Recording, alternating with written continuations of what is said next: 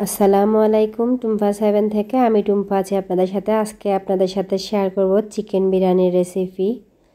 আমি এখানে একটি কড়াইয়ে দিয়ে দিলাম সরিষার তেল। আমি সরিষার তেলটা ব্যবহার করি, এই কারণে দিয়েছি। আপনারা যে যে তেলটা ব্যবহার করেন সেই তেলটাই দিবেন। দিয়ে দিলাম এখানে আমি 1 কাপ পেঁয়াজ কুচি।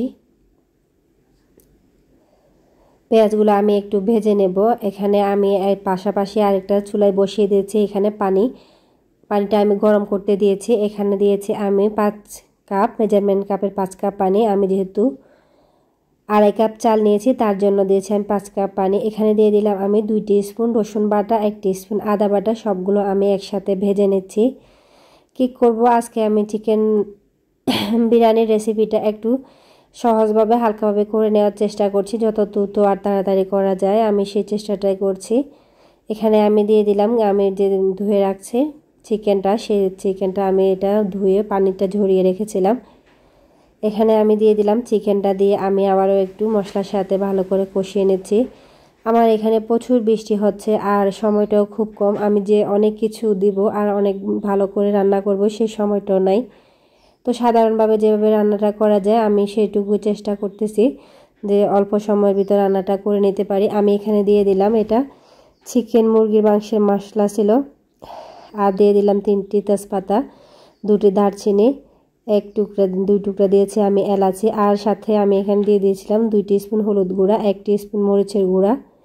সবগুলো দিয়ে আমি আবারও একসাথে একটু কষিয়ে নিচ্ছি।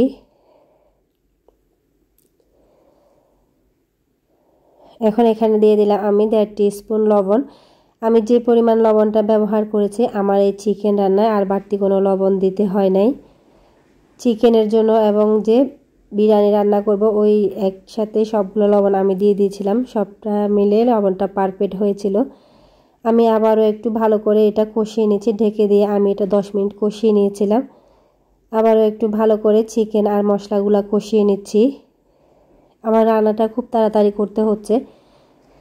একে তো বৃষ্টি, তার ভিতরে যে আমার ছেলের স্কুল, আজকে বাবার পরীক্ষা, তো কি করব, রান্না তো করতেই হবে, খেতেই হবে। তো খুব বেশি ঝামেলা করা যাচ্ছে না। আবার কি করি কি খাই, আসলে এমন একটা বৃষ্টির দিন। আমি এখানে সামান্য একটু পানি দিয়ে আবার একটু কষিয়ে নিচ্ছি। এখন আমি দিয়ে দিলাম চালটা দিয়ে আমি আবারও এটা চিকেনের সাথে ভালো করে একটু ভেজে নেব। আমি তাড়াতাড়ি রান্নাটা এই কারণে শেষ করছি, আমার ছেলের পরীক্ষা 1 ঘন্টা পরে, তো আমি যাতে করে ওকে খাইয়ে দিতে পারি সেই কারণে আমি একটু চেষ্টা করছিলাম যাতে তাড়াতাড়ি রান্নাটা করা যায়। আমি এখানে দিয়ে দিলাম পানি, যে আমি পানিটা একটু ফুটিয়ে রেখেছিলাম সেই পানিটা দিয়ে দিচ্ছি, গরম পানি। এখানে দিয়ে দিচ্ছি একটু লেবুর রস। এমনিতে তো রান্নায় সেরকম কিছু ব্যবহার করতে পারছি না, তো একটু লেবুর রস দিয়ে দিলাম ভাতটা যাতে একটু ঝরঝরে হয়।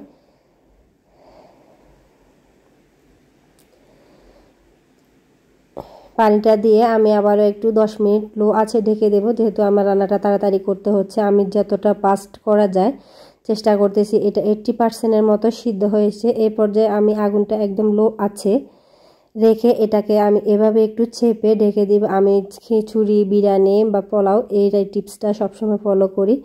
আমি এটা ঢেকে দেব 10 মিনিটের জন্য। আমার রান্নাটা কিন্তু এখনও হয় নাই।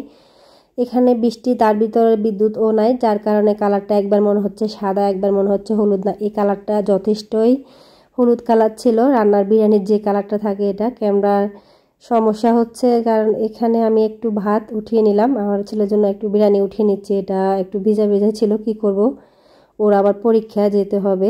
আমি 30-40 মিনিটের ভিতর তাড়াতাড়ি রান্নাটা শেষ করার চেষ্টা করেছি। চিকেনটা তো আবার সিদ্ধ করতে হবে, 40 মিনিটের কম রান্না করলে চিকেন কিন্তু সিদ্ধ হয় না।